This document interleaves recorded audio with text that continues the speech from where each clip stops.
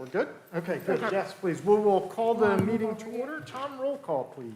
Ms. Bowes, Here. Dr. Dauber, Here. Ms. Evans, Here. Mrs. Grover, Here. Ms. Farmer, Mr. Johnson, Dr. King, Here. Ms. Scott, Mr. Van Hise. Here. You have a quorum. Thank you.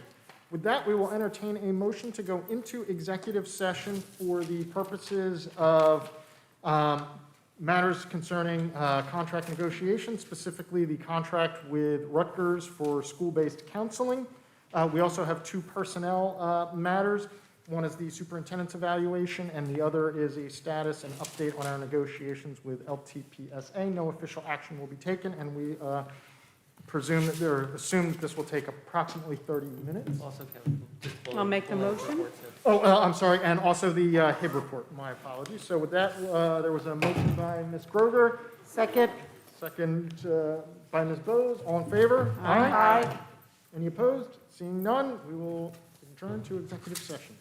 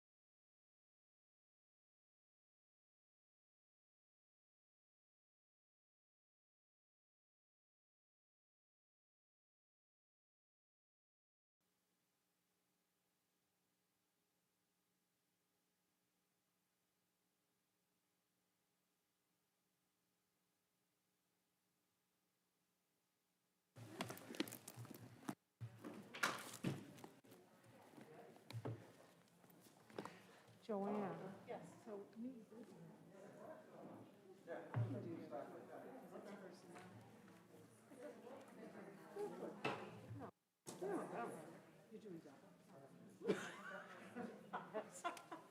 Losing my mind. Okay, okay.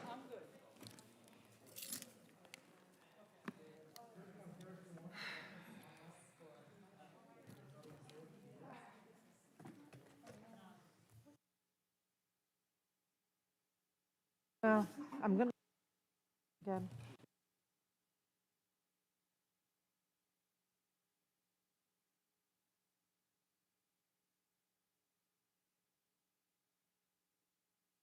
We're good? We're on? Good. Okay, good, thank you. Okay, we will welcome everyone. We are reconvening. Sorry for the delay. We had a couple of executive session items that we had to conclude, so I apologize for the delay. We are now starting the public portion of our meeting. We'll start with the Open Public Meetings Act statement. The New Jersey Open Public Meeting Law was enacted to ensure the right of the public to have advance notice of and to attend meetings of public bodies at which any business affecting their interest is discussed or acted upon. And as required under law, adequate notice of this meeting has been provided via email and/or fax to the Times, the Lawrence Ledger, the Public Library, and has been filed with the municipal clerk. This notice was provided prior to the 48 hours required by the Open Public Meetings Act, and the board reserves the right to limit public discussion of personnel items and other matters as defined in the law. Now we will turn to flag salute.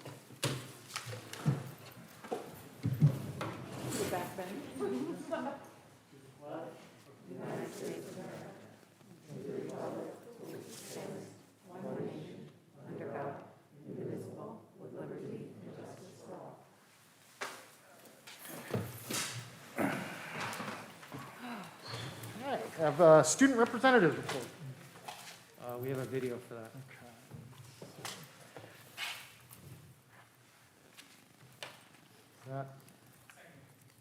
That one, Pure Leadership? Okay. Guys, my name is Joviana Duhaney and I'm a senior. I'm Nikki Vigamoody. I'm also a senior at LHS, and we are both a part of student leadership. So first we're going to talk about the fundraiser that just happened at Lawrence High with the Black Student Union. It was a feminine hygiene fundraiser and they were able to donate over 100 kits. And next, we want to talk about LHS Theater Company's presentation of She Kills Monsters, which will be held virtually on the Realm streaming platform on May 28th and May 29th at 7 p.m. So make sure to go check them out and support them. We also want to give a shout out to one of our own seniors, Miguel Ramirez, who's been nominated for Best Solo Performance by an actor through the Paper Mill Playhouse's Rising Star Awards. This is a huge high school theater competition in New Jersey, and schools from all over the state have been entered to perform. We also are going to talk about DECA. So basically there was a national competition and several of our students placed in really high rankings. So first, Eric Mace and Arjun Agrawal, they placed in the top 10, as well as Akash Kura and Nandini Swami. They also placed in the top 10, and big ups to Sia. She was first place in the world in her event. So that's so awesome for our DECA kids. Congrats. And next we want to talk about prom, which is so exciting. It's going to be on June 10th at Penryn Estates in Pennsylvania. And we're super happy that we're going to be able to dance and be with our friends because we didn't think that it was going to happen. So it's a great way to top off our senior year. Same thing with graduation. We're now allowed to have 6 guests. It's going to be on June 16th at the Arm & Hammer Park. Thank you so much. Have a good one.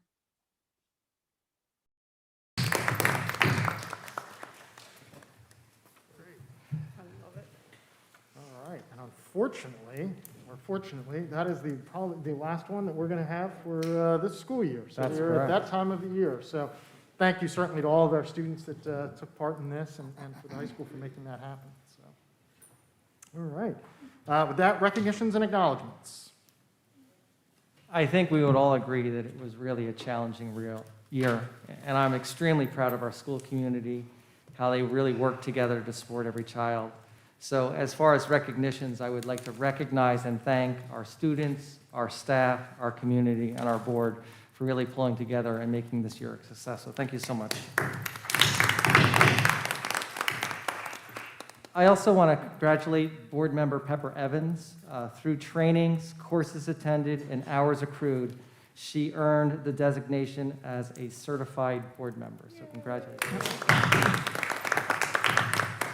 I would also like to recognize Joanne Groger. She finished her term as president of Mercer County School Boards Association, and job well done. It was a pleasure. And usually this is a meeting where we have an opportunity to celebrate our Teachers of the Year and our retirees for their wonderful years of service. We didn't want that to pass by, so we asked Ashaya to create a video to recognize those folks, told them that we would have that for them and be ready for them. I also wanted to share that the Board of Education provides $100 each in a special account for each of the Educators of the Year, and they send a special gift to each of the retirees. So thanks for recognizing them. So that video is also here, Shia. Is that the June 9th? Okay.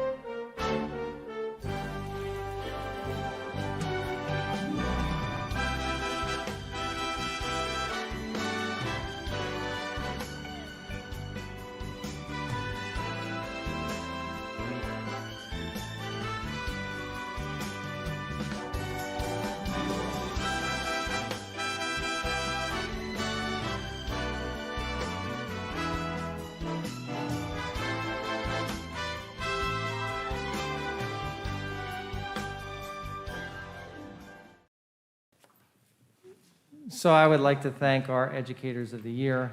Recognize being the best of the best is truly, in Lawrence, a great accomplishment, and I'm proud of you. Be sure you celebrate all summer long. And I want to thank their retirees for service. I wasn't quick enough to do the math on that, but there was certainly great amount of years of dedication to our students in our district and losing a lot of expertise. So they will surely be missed, but I wish them a wonderful, wonderful retirement. That's all I have for recognitions. Thank you. We have the adoption of our minutes from our May 5th board meeting. If there are no changes or corrections, if somebody would like to move those, So moved. is there a second? Second. With a motion and a second, Tom, whenever you're ready. Ms. Bose? Yes. Dr. Dauber? Yes. Ms. Evans? Yes. Mrs. Grover? Yes. Ms. Farmer? Yes. Mr. Johnson? Yes. Dr. King? Yes. Ms. Scott? Yes. Mr. Van Hise? Yes. Motion carried. Thank you. Superintendent's report. Good evening. It's wonderful to see so many people out here on such a hot night with some storms in the area. Many I see in the audience were part of an Equity Warrior presentation that was facilitated by our Equity Warriors last night. We had about 40 parents attend who were invited by principals of their respective schools. Our Equity Warriors shared what their work was this year, what their experience was this year, and how they helped move our staff forward. They also led the parents through an activity and experience similar to one that they would lead our staff through. And we finished the night with some really great dialogue about moving forward and kind of where we go next. We plan to have more activities, more experiences like this next year, hopefully in person. And as suggested last night, one of the things on our agenda has to be a whole district-wide book group, inviting anybody that wants to be part of that. And I'm sure that we can run that off to kick off the year in a great fashion in the area of equity, diversity, and inclusion. I truly thank our Equity Warriors, not only planning that event, but the workshops, the work they did with our staff this year. We continued as a district to focus on equity, diversity, and inclusion during a pandemic and continued the important work to move our staff, to help our students feel like they belong, to help our staff make they feel like they belong, and continue so we are set up for success when we return to normal in September. On Monday, in the same light, we had 17 staff members or parents that were administrators, teachers, equity warriors, and community members. And we interviewed 4 finalists for our diversity, equity, supervisor, director position. It was a really strong candidate pool. We had over 30 people apply. We had 20 people in our first round of interviews candidates. It was a strong pool, and all 4 candidates on Monday truly excelled. I think we would be lucky to have any of them.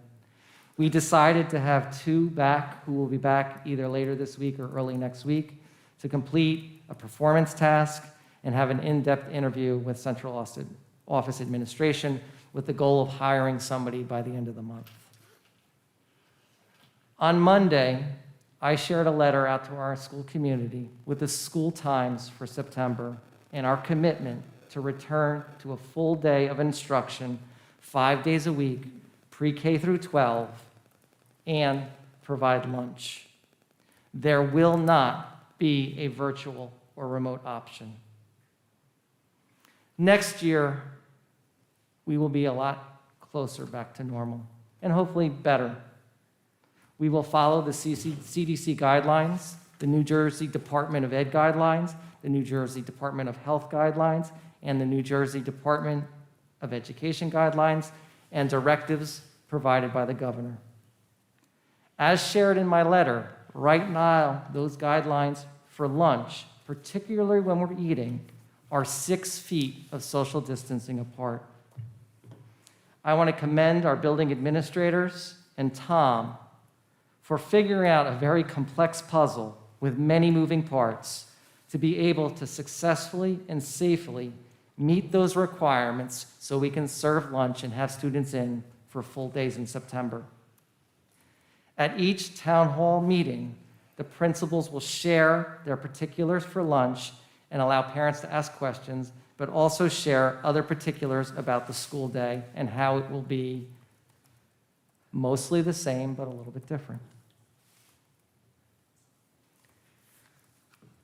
I absolutely know that people have different views on the rules that are set forth and different concepts and beliefs. Please know the rules that are set by the health department or the health guidelines or the New Jersey Department of Ed are required tasks by a school district. We follow them. And we try to do in a manner that is in the best interest of keeping every single student and every single staff member safe. As the superintendent, the safety of every person, every student, every staff member is my responsibility and my charge. Again, I know that there are different opinions and views, and I understand that there are varying and conflicting at times, sometimes different at your homes, and often different in sports. But here in our district, I must look what's in the best interest to keep all of us safe. So, and I know there were some questions, I don't know in September right now if we're going to have to wear masks or if we're going to have to screen everybody before they come to school. The requirements seem to change hour by hour, day by day. As I shared in a letter yesterday, on Monday, the governor changed the mask requirements for schools due to the concerns of excessive heat, especially outside. We quickly moved to support this initiative, and on Tuesday morning, I sent an email to all the schools that in extreme heat, went outside, if students needed to or staff needed to, they could take off their masks. As we have air conditioning in all of our schools through our referendum, and only a few days of school left, a change to not wearing masks in school is not prudent and will not be something that we lift this school year. I realize that masks have become very political and often polarizing topics. I respectfully ask that you follow the guidelines of the schools that we put forth and do not create a divide. This has been such a challenging year, full of stress, fear, anxiety, uncertainty, and for many, loss. More than ever, we need to come together and not cause conflict between families, between schools, and between our community. I'm looking forward to a restful and rejuvenating summer after the last couple days of school, and know that we will be meeting the challenge, whatever they are set by the Department of Ed and the requirements, to have all of our students back in school for a full day in September. Thank you. Thank you. Board Secretary's report. I'm going to defer the majority of the report to the items that are in the SBM sections. However, I received a request today from Ms. Bose to update the board on the work that we've done with respect to the walking distances between schools, from home to school. And I'm going to pretty much read back, if you will, what I wrote to you today. Did you get it? Thank you, yes. Okay, great. So the Finance Committee took up the topic of the walking distances to and from school, which also make one eligible for transportation services. The committee viewed or listened to various variables having to do with distance, number of crossings that take place, meaning across a road where crossing guards and police are, and whether or not there were sidewalks. The committee, in the end of that meeting, had determined that we were going to stay as is with that policy. And however, the committee did want to focus on some of the ideas that were brought forward from some of the public in the previous sessions, and that is seeing if we can get a police officer deployed as our primary crossing person at Eggerts and 206. That was loud and clear that people had a concern with that crossing. Some of the reasons for the stay put were these. That the crossings that people mentioned, save for Darrell Lane and 206, where that's not recommended that anyone cross ever, at least certainly not students.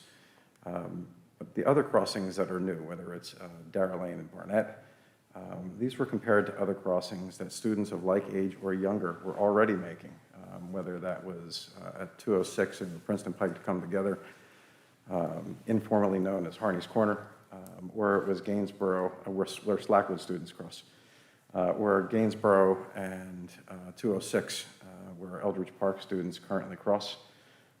And once we looked at those types of things, we realized that we do indeed have similar crossings across the district. Then when we looked at the issue of sidewalks across and through the neighborhoods that we have, we realized that indeed we do have students that are walking in areas without sidewalks, whether it's in the area of the Greens, whether it's in Eldridge Park area, certainly across the street here along Glen. And that exists across the district as students walk to their bus stops or as they walk to school in some instances. So there was nothing new in terms of the district's practices there either. What was distinct was the distance. And so we had changed the distances from walking distance, if you were greater than a mile, there would be transportation, to the state, and which appears to be the norm in Mercer County, of 2 miles before we would provide a bus.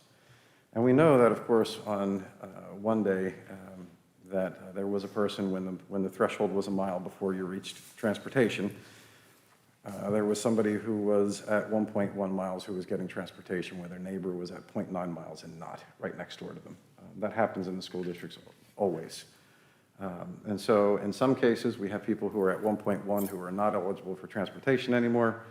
And then you have people who are at 1.9 where it does make a difference in terms of distance. It's much closer to now doubling the distance. And so we've not given up on this, trying to find solutions and ways to address the concerns that were raised.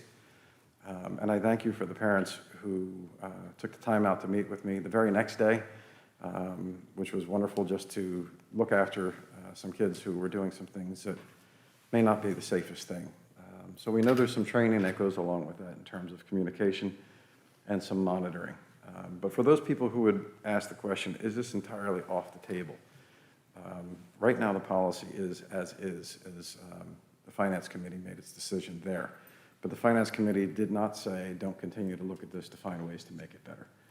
So some of the things that we could do for persons who are no longer eligible for transportation is if we have seats on buses and they're going past your location, once we determine that they are consistently available, we will absolutely make them available to you.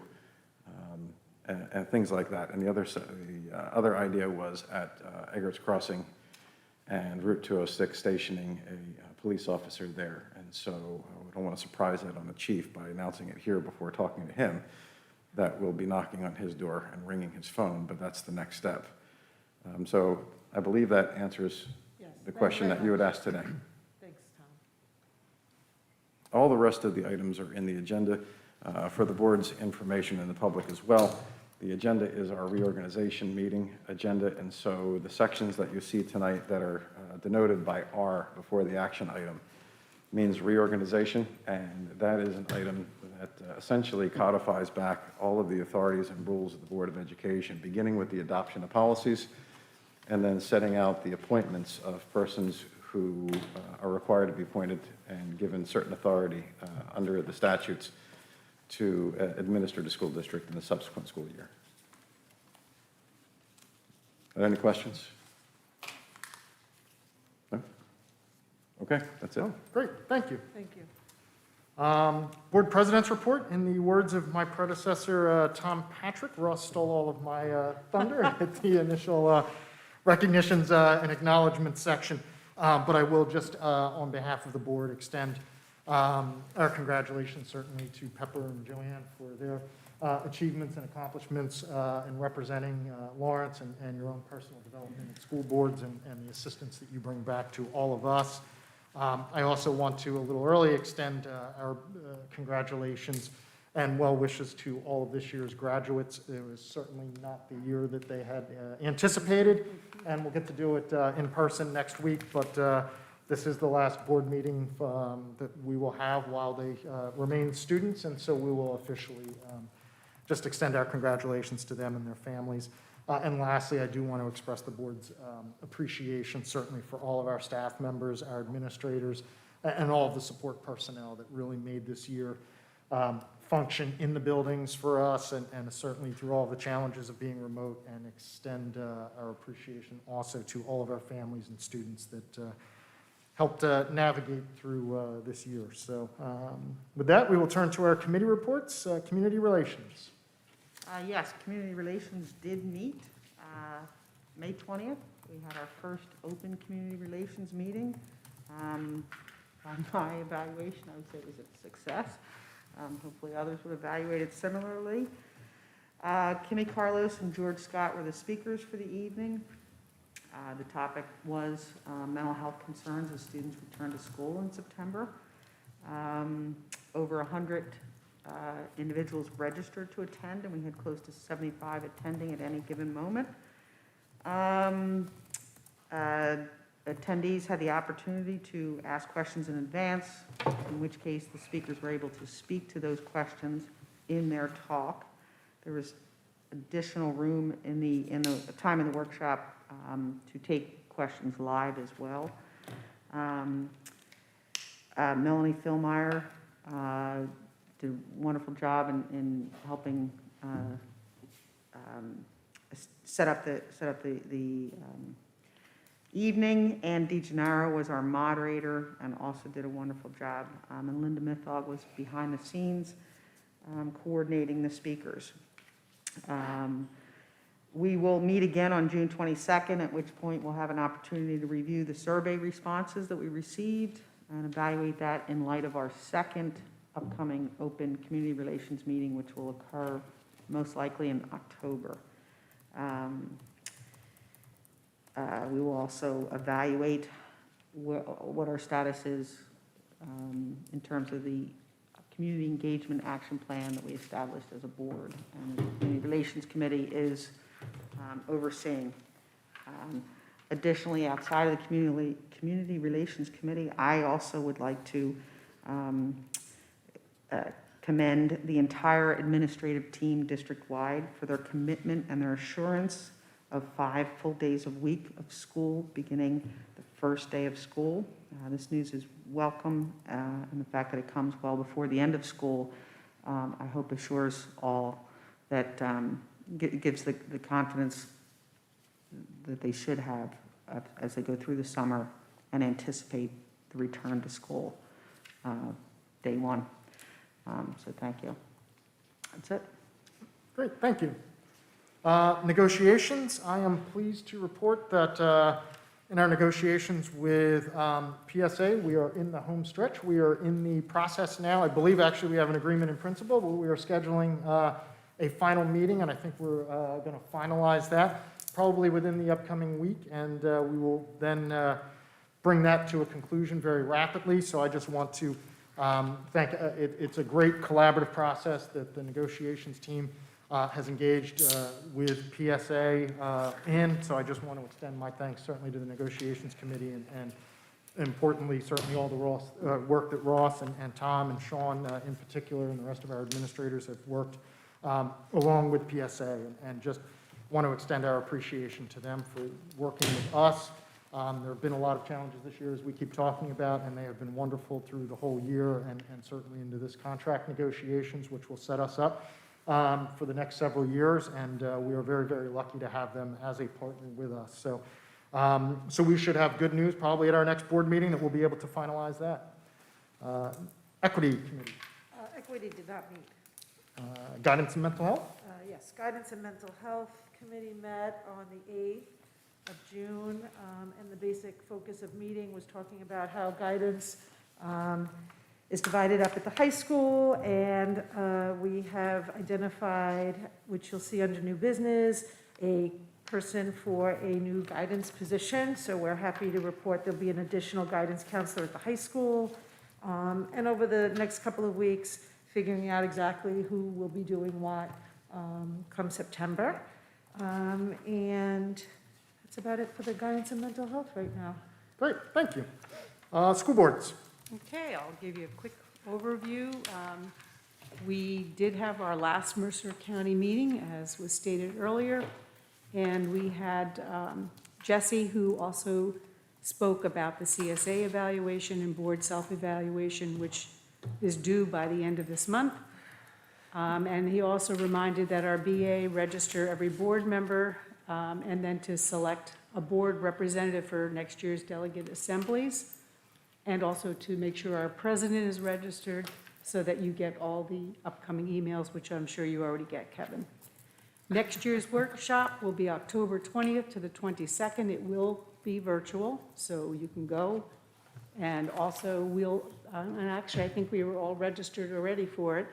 And the good thing with that is that you can go back and visit any of the sessions for months after. So if you can't make it on those dates, you can go back and visit the sessions that you want to check out. We had 2 guest speakers from NJSIAA, and they spoke about how decisions were made during the COVID pandemic, how they decided what sports could do what, and dates, and changing seasons. And the good news is they're saying next year everything will be back to normal. Interesting point that struck me is that the spring participation numbers were down, and I just thought students would be climbing to get back out and together, so that was a surprise to me. We also had 2 guest speakers from Outdoor Equity Alliance, and I sit on that committee along with some other people on New Jersey School Board. Renata Barnes and Lisa Wolf spoke about Juneteenth that's going to occur in Trenton and different parks in Mercer County. I sent everyone a flyer today, a list of events. It's really quite exciting. What happened was people were using the parks that we have right over in the Pole Farms, for those of you that have been around for a long time, Mercer Meadows, all those different places. And people were discovering that not everybody's getting out there using that gift that we have right in our backyard. And we thought, how do we get people of color to come and enjoy and experience the parks? So this is a culmination of different groups from Trenton. They'll have a bike ride, a cowboy demonstration at the Equestrian Center, cooking demonstrations, storytellers, really amazing events. So if you're interested, I have the flyer here. I think it's really a wonderful way to immerse yourself into a culture. And we already talked about our own Pepper Evans getting her certification. And let's see, the county leadership, June 7th from 4 to 5:30. The topic was the teacher shortage that I sat in and the lack of diversity in teaching candidates. They were looking from the Department of Education, talking about how to change certifications in order to increase recruitment. Legislative updates. Bills were also discussed at this meeting. I'll just kind of give you a broad overview. Special education students having additional year of public education services. Suicide prevention bill, where a help number will be printed on student IDs from middle school to high school. District-wide website that's accessible to all with disabilities. Addressing the nursing shortage issues, another bill. And the last bill we discussed was the assignment of a special education administrative judge, because of the need to have cases move quicker in the court systems than they are. And the last thing was 8th grade day of dialogue. Atlantic County students were already broadcasted on New Jersey's school board's website. Mercer County, we have a student of our own from the middle school. So be on the lookout when it is put up on the site. I'll let everyone know so that you can watch one of our own students, and I thank Mindy Milosky for participating in that event. And with that, that's my New Jersey School Board's report. Thank you. Ed Foundation? I'm right back up, sorry. New members were introduced, and you can see them on Twitter, Facebook, and Instagram. Many thanks to Rick Smith and Merrill Rothenberg for their dedication to our staff and students and by being involved with LTEF. If you have been to any fundraisers, you've seen the 2 of them just out there really caring about our staff, our schools, and our students. They both gave countless hours and helped with many fundraisers. A huge welcome to Kathy Bolsari. You may recognize that name. She was a teacher in the district. She's a new member. And Bonnie Giglio, who happens to be a neighbor of mine and is very involved in our schools currently. So we'll have 2 strong people jumping on LTEF, and I want to thank them for that. And that's my report for LTEF. Thank you. Town Council. Yes, thank you, Kevin. Town Council recently awarded a bid for Veterans Park site lighting improvements to Kane Communications for a contract amount of $109,000. In addition, we have a number of ordinances authorized or approved, one in particular around the private sale of land owned by the township situated on Lawn Park Avenue. There are 2 lots there, neither of which are needed by the township for public use, so they are in the process of being sold. We also have an ordinance. An ordinance was authorized to amend provisions related to special duty assignments for police officers. As well, an ordinance for rates of sewer service was adopted, a lot of exciting things. But bond ordinance was adopted, also providing for various road improvements around town to the tune of $2.5 million. So, I mean, that's a pretty good thing there.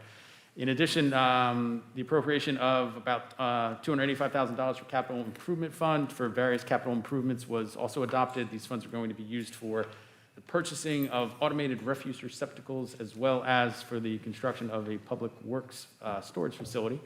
And ultimately, we have a number of bond and escrow releases, refunds, special items of revenue, as well as professional services agreements were also approved and amended this month at Town Council. So, Great, thank you. Growth and redevelopment. Thank you, Mr. President. The Township Growth and Redevelopment Committee met last night. The session mainly focused on goals for the coming school year. As you know, the Growth and Redevelopment Committee has been meeting remotely for the past year, and we're planning on holding in-person meetings, hopefully, by September. One of the topics that came up was how the committee could work with the superintendent in the Lawrence schools and increasing the number of volunteers for school-related activities. I would like to just let the superintendent know that you will be contacted in the future. We certainly want to work with the schools to make sure that everyone knows that we need more volunteers and hopefully increase the amount of participation. In addition to that, I want to thank the superintendent and his 2 principals that appeared at the May meeting.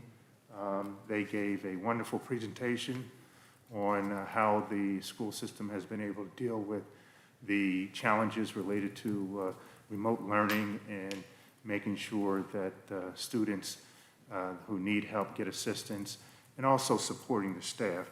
So we want to thank the superintendent for appearing. Certainly you've done a wonderful job given the many challenges. In addition to that, certainly we look forward to the September, and the Growth and Redevelopment Committee plans a very heavy agenda. If you want to get more information, you can always go to the Township's website to see when the meetings are going to be held. Thank you.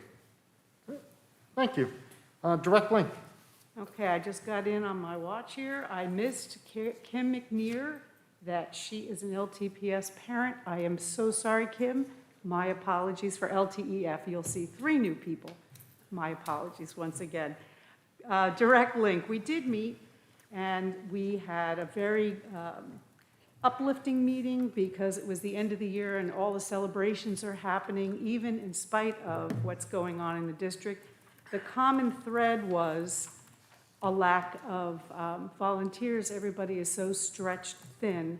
What I found really interesting is that the PTO president, Paul, at Lawrenceville Elementary School, is working with all the other elementary schools to help all of them do fundraising so that all students will get the funding that they need for activities that are going on. So congratulations to all the elementary schools. Then we had, let's see, project graduation. And I think I'll just quick touch on project graduation. I know I do that every board meeting. It's the day after graduation. We'll be on the football field. It's a 3-hour evening for the students, and it's really a good way for them to say their goodbyes to their friends. And it's non-alcohol, no drugs. It's a fun, fun time. And I'm sure when you pulled in today, you saw the car crash scene out in the front. That's going to happen after the senior breakfast. They're going to have a demonstration on looking at the effects of drugs and alcohol with driving and finding what happens when an accident occurs. They go through a whole scenario, so some students never experience, thank God, that whole thing, but they get to do a scenario, and it's quite real. When I've witnessed it before, you really kind of get choked up because of the simulation that they do. So hopefully our kids are going to not only have a great breakfast, but learn some good examples to set them up for a great prom, a safe, great prom. And I'm trying to think who else. We had ECV there, Lawrence Main Street, setting us up for their Summer Arts Festival, which is coming, I believe, this Saturday. And I think that everything else I've gone over in the other announcements. So with that, there's my direct link. Great, thank you. Partnership. Thank you, President. Partnership, the committee met on Wednesday, May 6th at 10 a.m. via Zoom, met with Every Child Valued. They discussed the summer enrichment programs, ESI program, and possibly online tutoring for the students. Also, the funding availability up until the end of the year, which the end of June 30th was discussed. Any supplemental instruction that the district could allocate is also being reviewed for language arts and mathematics. They will offer a camp outside of the district for the summer. And also they're looking at the Jumpstart programs, which is a STEM program that runs 7 weeks from June to August. They will continue with their breakfast and lunch program for the summer. And also discussed was the equity and social justice curriculum, along with 2 new textbooks that are being considered. Currently, they are serving about 47 students in the program, and mostly they are thrilled to have been able to keep their doors open without any COVID cases reported, and they were able to service all of the parents in their community at ECV. Thank you. Great, thank you. VOTEC. Thank you, Mr. President. On May 20th, we met, and I am proud to say that our shared student, Rebecca Cargo, received the General Advisory Award from Asapink Center, and she will be planning to pursue civil engineering and construction management. Please give her a round of applause.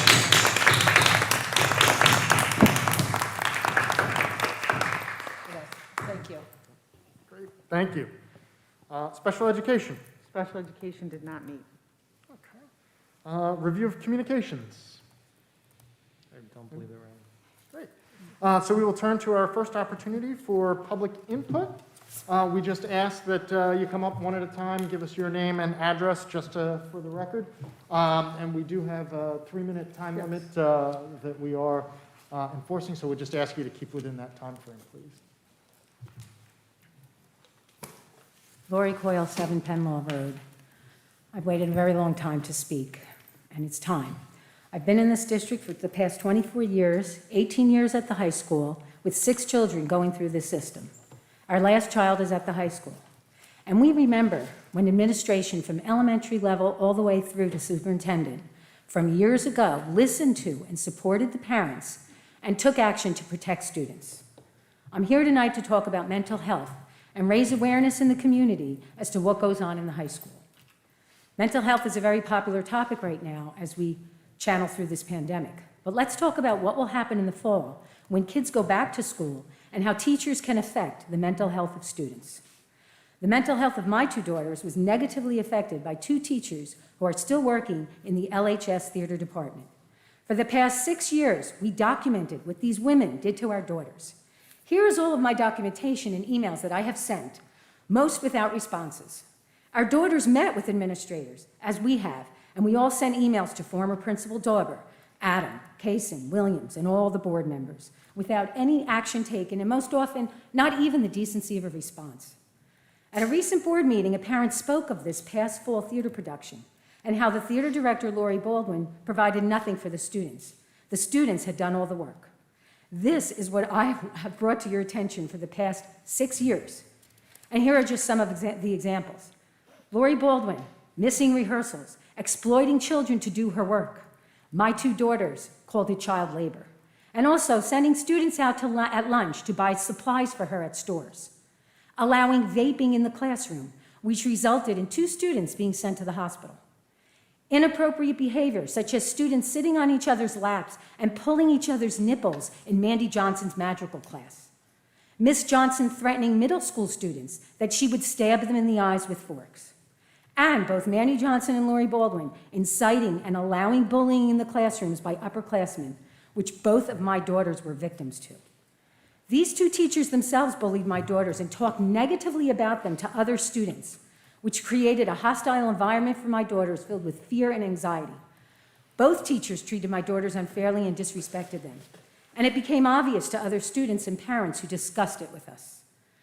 My daughter dropped out of both magical and theater class due to this hostile environment. Yet this behavior continues to perpetuate as a student this year confided in my daughter that she could not take the bullying anymore in theater class. She met with Mr. Adam, and of course, nothing was done. So she had to drop out of the class because she couldn't take it any longer.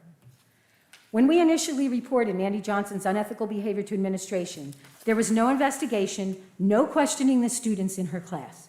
They protected a brand new teacher rather than the students. Miss Johnson found out that we reported her, and from that moment on, she retaliated against my daughters over and over again. When meeting with the superintendent, Ross Kaysen, last year, I discussed how Miss Johnson bullied my daughters and how her actions had negatively affected their mental health. And he snickered at me as if it was a joke. He showed no compassion and was insensitive to the pain that my daughters and our family experienced. How did he, did he Sorry, even you're care at for your what we went 3-minute through? mark. So if Okay, you my could- husband, Mike Coyle, is also going to speak. Okay, that's fine. Thanks. Mike Coyle, 7 Penlaw Road. He snickered at my wife as if it was a joke. He showed no compassion and was insensitive to the pain that our daughters and our family experienced. We were never felt so demeaned and disrespected. This is clearly a pattern with the superintendent, as shown by the Nazi parody video he sent to the LTPS staff as a joke, which was revealed at the June 10th, 2020 meeting by another speaker. Is this what we've come to in this district? Hours and hours of our time have been wasted talking to an administration who ignored and covered up the unethical behavior by these 2 teachers in the theater company and its effect on students' mental health. Well, we need to have a tragedy to happen for action to be taken. I live with 2 daughters who still have deep scars from what these teachers did to them. This issue comes up over and over again, and my daughters cry every time it comes up. They spoke up when the teachers and students were bullying them and hurting them, and they were ignored. 6 years of my wife and my efforts, and there was no effort given back by administration. Administration needs to put in some real effort, do their job, and serve the students and parents, no matter what the problem is. Stop covering up and making excuses for teachers who are harming students and destroying their mental health. You need to protect the students, not the teachers. I've said that to every administrator in the high school over and over again, and it does not happen. After the superintendent made light of my daughter's pain in our meeting, my wife said to him, "You can laugh all you want, but this is serious. Mental health is a serious issue. Harmful words and harmful actions have meaning, and no family should ever have to endure the pain that my family and my daughters did. Lawrence students and parents deserve better." Thank you. Thank you. So I only have a brief response to that. To the Coyles, I have never failed to not respond to an email or request a meeting with you ever. I did not snicker at the things you were saying at the meeting. I would not do that. That's my only response. I will respond to that because you did snicker. I You did? did it. You did it. You laughed at her and you snickered and said, made a comment. I don't remember what the comment was because it was so aggravating. No, the comment was, I did not laugh at you, but you did. You made did. me, that's how you made me feel. I'm a parent. Well, I deserve then I'm better. sorry you And my perceived it that way. children deserve better. Understood. I hope so.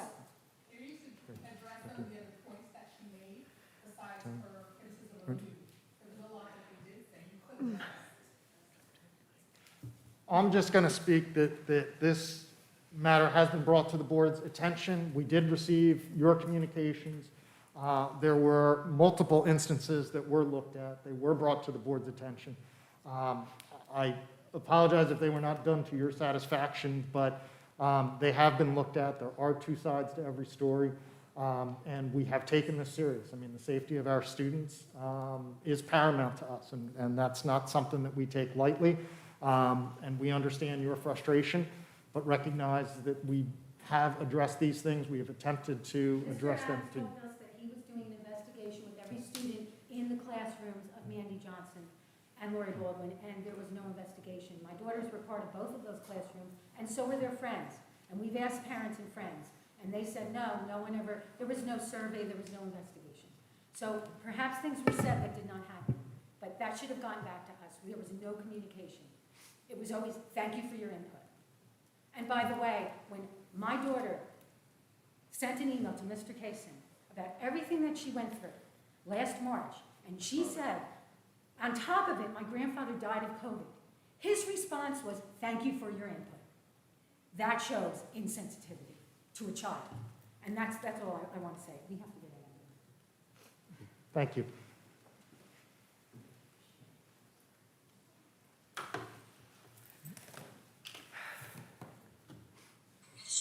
Oh, sorry. I really wish I didn't have to follow that. That was really upsetting to even hear. Hi, my name is Carolyn Poiker. My address is 736 President Ave. My husband asked me not to come and do this, but I convinced him that this just really has to be said. I'm a little bit shocked because I happened to be sitting here before the meeting started and I didn't have a mask on because I didn't know I had to have a mask on. And Tom Eldridge came up, and so we were chatting about a few things, and he made some sort of comment about, masks weren't even on the agenda, because I mentioned that's one of the things I wanted to talk about. And then Dr. Kaysen did what I would call a monologue all about it, which to me felt like an intimidation tactic. So I guess I'll start by saying that I'm not here to cause conflict, and I'm not here to create a divide, and I don't feel like standing up for our kids should ever be called that. I think it's really, really disrespectful to a parent to say that. You also, Dr. Kaysen, said something, I'm gonna paraphrase because I can't write as fast as you were talking, but that it's your job to keep every student safe. Well, wearing masks, it's not safe. And this isn't political. There's science that says it's not safe. And I would ask all of you, and I believe somebody on this board is a pediatrician or a doctor or something. I feel like I remember that. I happen to be educated. I have a master's degree in food science. I have no problem reading scientific literature. It's easy to find, and it's not political. Masks are not safe. My children are not coming to high school because they don't tolerate a mask. And when you have a 15-year-old say to you, my mental health is not good right now, and you sit there and say we should all be silent because we might cause conflict or divide, you're not keeping my child safe. And that you said was your job. So put it on the agenda. Thank you, Tom. Put it on the agenda. People want to talk about this, and they want you doing what your job is. Keep our kids safe. Get these stupid masks off of them. Certainly, if next year is going to be a full day. Do the right thing. Fight whoever it is that you said is making these suggestions and recommendations and mandates. The CDC, the New Jersey Department of Ed, the New Jersey Department of Health, and the governor. Do your job, fight all of them, and get these masks off our kids. And please, put it on the agenda for next month, because I'm gonna be back. Thank you.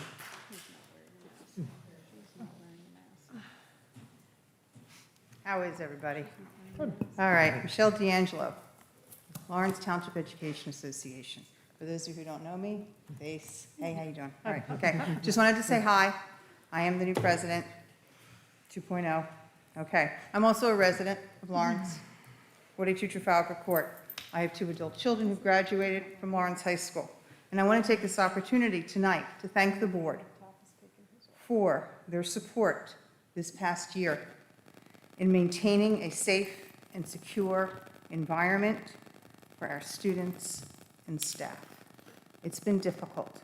It's been difficult for all of us who have worked in this district and who have tried to engage students. Thank you.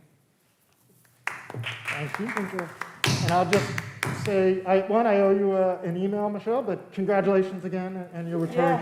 And certainly to our thanks to you and the entire staff for all of your efforts this year, and certainly for working for us. And I'm glad that you got an opportunity to come and we could express it to you personally. So thank you. Hi. Rosara Colazo, 44 Franklin. And we're going to Court. have to ask, I mean... I have a medical condition. I Okay, will not put a then- mask on. Okay. I'm also here to discuss the mask issue in the schools. I didn't send my kids to school all year because of the masks and only returned them to school because you opened up 5 days and because of the mental issues that were starting to occur with my children. Not being able to be in school with their friends and learning like they normally would. I have a kindergartner and an 11-year-old in 6th grade. If the health and safety of our children is truly your concern, then I would ask that you provide us, the parents, the studies that are being done and the studies that the CDC or whoever you're getting your guidance from, that's provided to the parents. And also, I'd like to know if the district is gonna provide a insurance coverage or public liability in case there is an issue, a medical issue or an injury to a child while in school with the face coverings. The students haven't been in school full year with a face covering, and they are dangerous. The studies are out there. So I just want, the board to put this on the agenda, because I will be back also, because I will not send my children to school next year full-time with a mask on. It violates their rights, constitutionally and statewide. Thank you.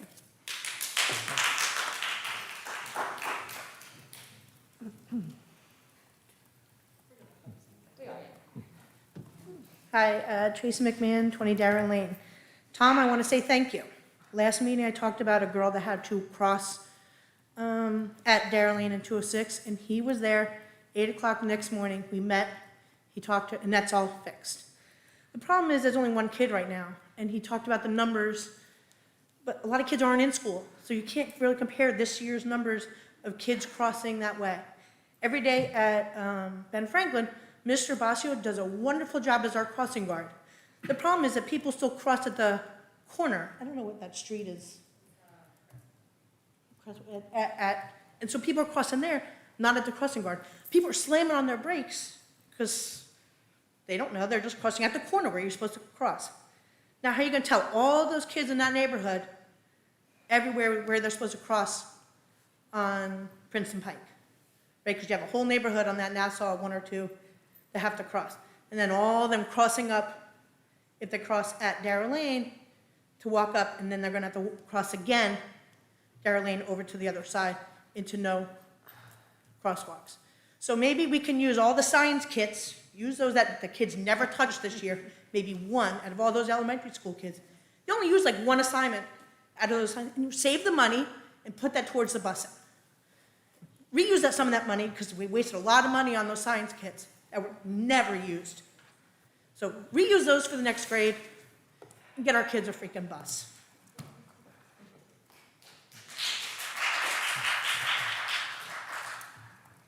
Hi, my name is Krista Gervon. I'm at 80 Stonecker Drive.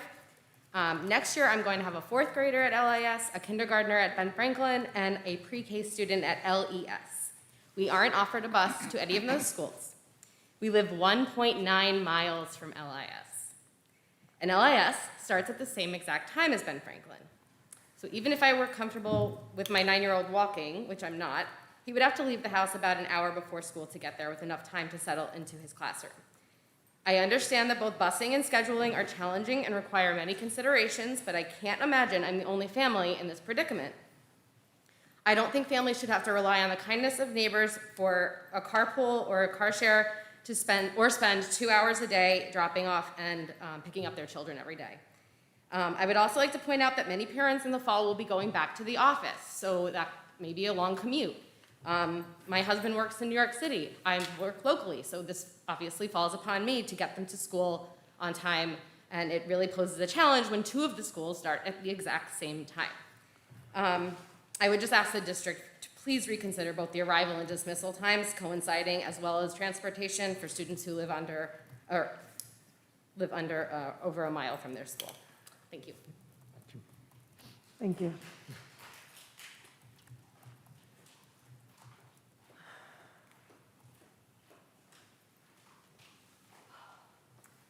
Hi, my name is Martha Friend. I live at 976 Lawrenceville Road. First of all, thank you for your service. I want to also say, so I teach at Princeton, in the Princeton Public Schools, and I know that Princeton and Lawrence have worked together to navigate this insane year. So I want to thank you for always going to the experts when you're trying to make decisions for all of our students and our staff. Looking to the experts because that's what they're there for. Thank you. Thank you.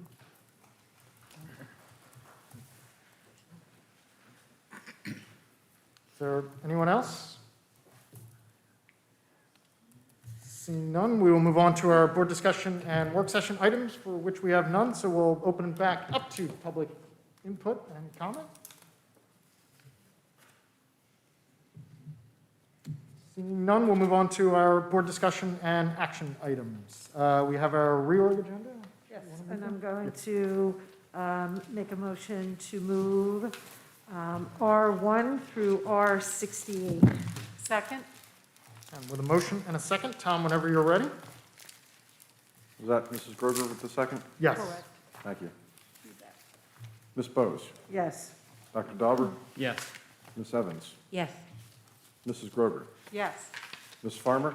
Yes. Mr. Johnson? Yes. Dr. King? Yes.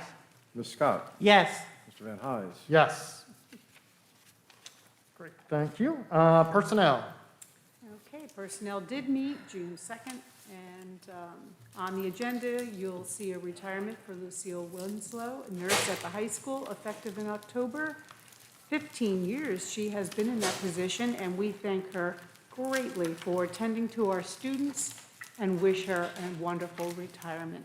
You'll also find resignations, appointments, new substitutes listed, leaves, salary adjustments, transfers, several approvals. And if there are no questions or discussions, I'd like to move P1 through P78, please. Second. And with a motion, second, Tom, whenever you're ready. Still scrolling. It's a long. Come on, Tom. Who was that second, please? Michelle Bose. Thank you. Still scrolling. Get that fine motor control going here. Ms. Bose? Yes. Dr. Dauber? Yes. Ms. Evans? Yes. Mrs. Grover? Yes. Ms. Farmer? Yes. Mr. Johnson? Yes. Dr. King? Yes. Ms. Scott? Yes. Mr. Van Hise? Yes. Motion carried. Thank you. CIAPD. Yes, thank you, Kevin. CIAPD did meet Tuesday, June 1st from 8:15 through 10:30 that morning. Attending that meeting were Michelle Bose, Patricia Farmer, Michelle King, Andrew Zuckerman, Ross Kaysen, Dave Adam, Cliff Williams, Damon Bariecka, and myself were all in attendance that day. As far as curriculum and programming went, we had an update on the return to school plan, which Dr. Kaysen, I believe, shared with families earlier this week, and an update on school times as well, as was discussed. In addition to that, we also heard from Lawrence High School administrators around, from a schedule update, Dave Adam, Cliff Williams, and Damian Bariecka, as I mentioned before. Lawrence Middle School schedule update, they are in the process of working through this with school administrators, Ms. Malofsky leading the way around that, as well as the world language program, looking at that in an effort to make the program more robust as we step forward into next year. Assessments, the district is currently working with the New Jersey Department of Education to develop opportunities for implementation of the strong assessment in place of what we did not have this spring. That'll take place in the fall, as we've mentioned before, so that is still in the works. As well, we are looking at, district is also working on an implementation plan around CARES 1 and CARES 2 funding, as well as funding from the American Recovery Act, which totals a significant amount of money, about $2.7 million on that end. So if there are no questions around that, we had no policies at our last meeting, so that said, I'd like to move items IS1 through IS6. So moved. Good. There's a motion and a second. Tom, whenever you're ready. Ms. Bose? Yes. Dr. Dauber? Yes. Ms. Evans? Yes. Mrs. Grover? Yes. Ms. Farmer? Yes. Mr. Johnson? Yes. Dr. King? Yes. Ms. Scott? Yes. Mr. Van Hise? Yes. Motion carried. Great. Thank you. Finance. Finance Committee met Friday, June 4th. In attendance were Tom Eldridge, Ross Kaysen, Kevin Van Hise, Joyce Scott. Filling in for John Dauber was Greg Johnson and me. Our agenda items, we talked about the ESSER funding, which is Elementary and Secondary School Emergency Relief. How we spend our allotment will be on our website, on the district website, once it's approved. The amount of $1,220,917 will go to learning acceleration, mental health. The grant period will started March 13th, 2020 through September 30th, 2023, to be liquidated in October of 2023 if not spent. The intended uses are social emotional learning, mental health, supplemental reading and math, technology, and outdoor pavilions. ESSER 2, the American Recovery Plan, in the amount of $2,742,006, is a grant period that starts March 13th, 2020 through September 30th, 2024, liquidated if not spent October of 2024. And that will deal with learning loss and mental health. It will include a mandatory safe return plan for schools, which will be done in collaboration with the public. That's in the application phase. We talked about counseling contract with Rutgers University, and that would come out of the ESSER 2 funds. It's currently being evaluated by our attorney. The issue came up, Recreation Department, the building use and pool use, and we've granted the Rec Department permission to use the buildings and grounds as needed. Crossing guard at 206 and Eggert Crossing Road will be discussed with Lawrence Township Police Department. The reopening plans include free lunch to all, which will make grab-and-go meals with fewer logistics. There's a 6-foot requirement for lunch at the present time, so we're adding additional custodial and lunch aids. We're doing a combination of eating in class, cafeteria, gyms, etc. Physical spaces are being modified with more desks and longer tables.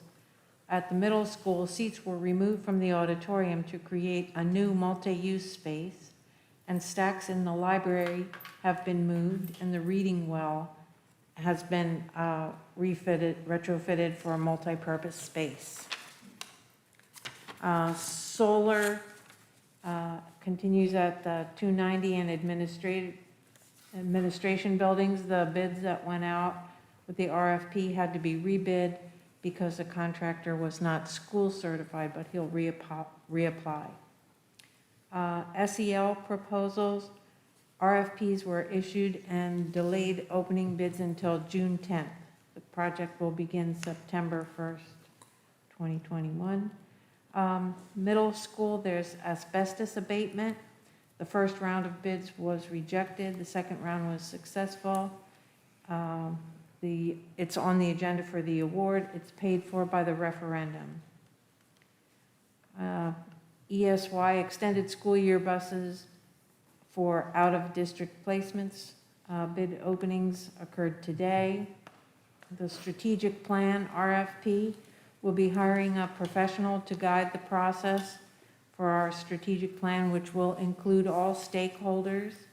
Bid openings will occur on June 11th. Preschool tuition, we've agreed that the best practice would be to collect preschool tuition up front, so there's no collection process during the school year. And we're looking into staying on top of changes of address for students who may have moved out of district this past year.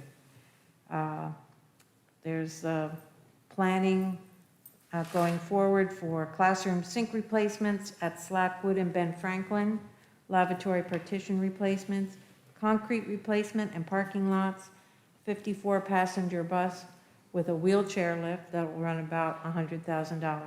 Those are things on Tom's wish list. Property casualty insurance was renewed and it's standard. I'd like to move items 1 through 29. So moved.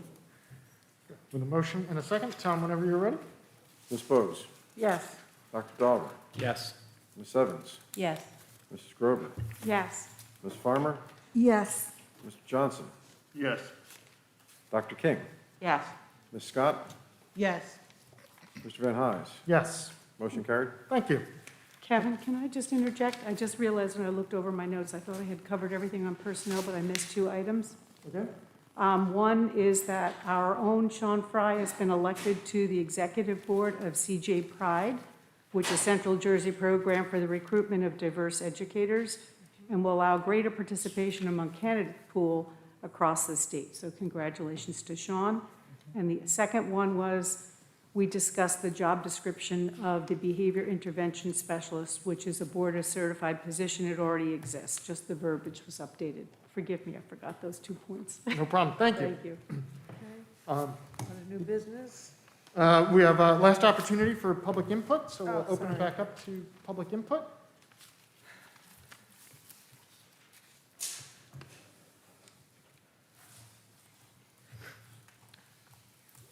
Hello, Amy Davis, Pine Knoll Drive.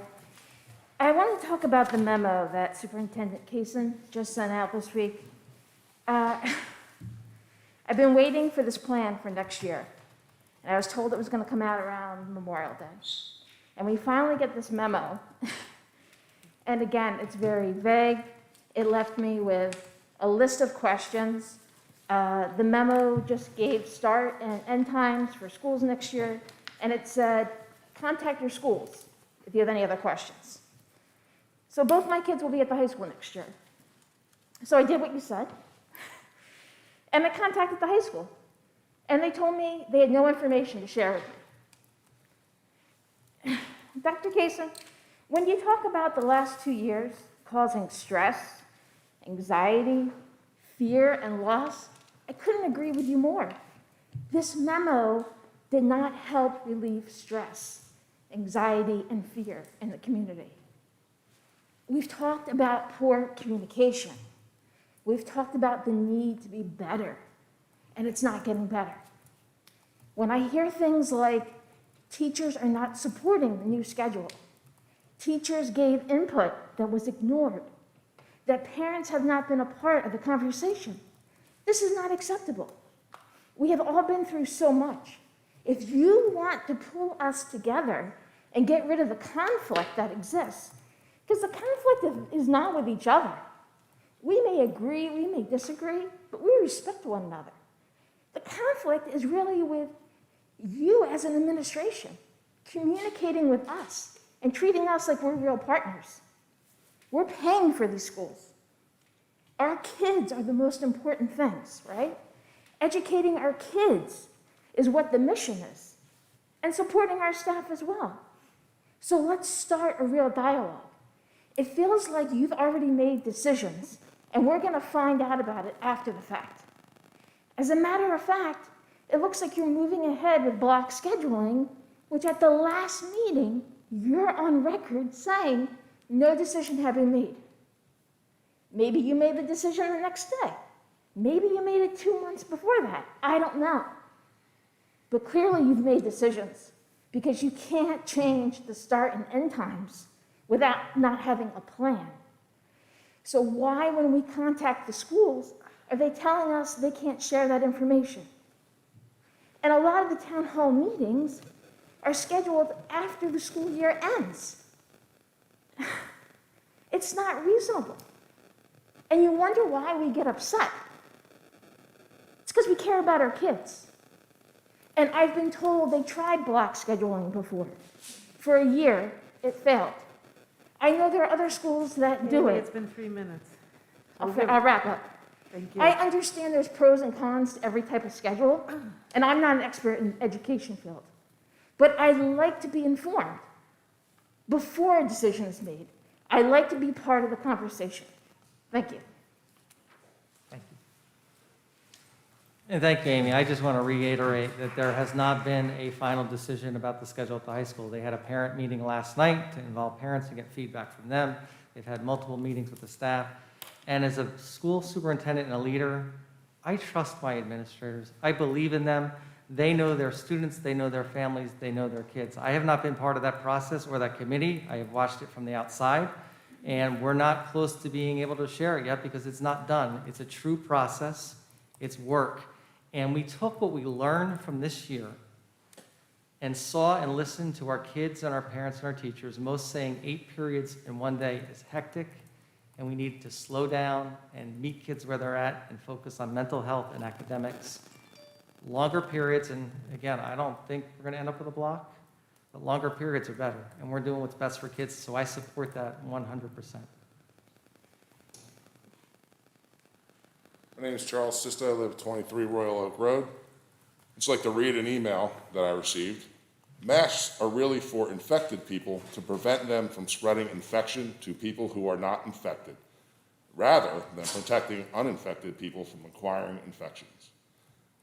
The typical mask you buy in the drugstore is not really effective in keeping out virus, which is small enough to pass through the material. That is written by Dr. Tony Fauci. We're following the science. Children who are not infected should not be wearing masks, period. I would like us to continue to follow science, which is an education institution. We should be following science. The top doctor at the NIH says these are ineffective. We all look like clowns. If we are vaccinated, we should not be wearing it. I only wore one so I didn't get thrown out of here. I have not worn one in 6 weeks anywhere, period. And also with the block scheduling, I'm kind of curious as to if shortening the day, we're losing, the students are losing, our kids are losing 45 hours of education time. How will that be made up? How will the monetary thing be figured out? Are the teachers going to be taking pay cuts, losing 45 hours of pay over the course of the year? Or are we going to be losing less time for educating our kids, and the teachers will still be getting compensated the same? Thank you.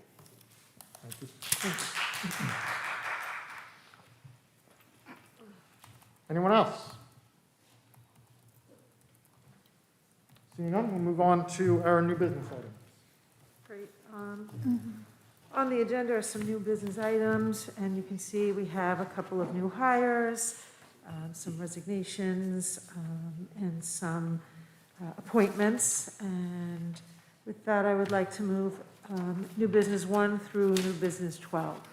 Thank you. Is there a second? So moved. Second. With a motion and a second, Tom, whenever you're ready. Ms. Bose, Yes. Dr. Dauber, Yes. Ms. Evans, Yes. Mrs. Grover, Yes. Ms. Farmer, Yes. Mr. Johnson, Yes. Dr. King, Yeah. Ms. Scott, Yes. Mr. Van Hise. Yes. Motion carried. Thank you. And with that, we will extend our thanks to everyone for coming out tonight and being here. Thanks again to my fellow board members for concluding another school year. And thanks all. Yeah. I just wanted to make a comment. I heard a lot this evening about mental health of the students and the concerns that the parents raised. And I wanted to double check, when we did our webinar back in May, on May 20th at 7 p.m., if that is still available on the website for parents to review. It was an extremely helpful webinar from two professionals in the mental health profession, Dr. George Scott and Miss Kimmy Carlos. They gave some very valuable information that I think for those who were not able to attend the webinar, if it's still available, I would like for it to be available to parents to review. It had a lot of good information on mental health in students. Shia might know Is it that. still on the web? Yes. Okay. Where would you find it, though, on the website? It's on LTPS. Sure.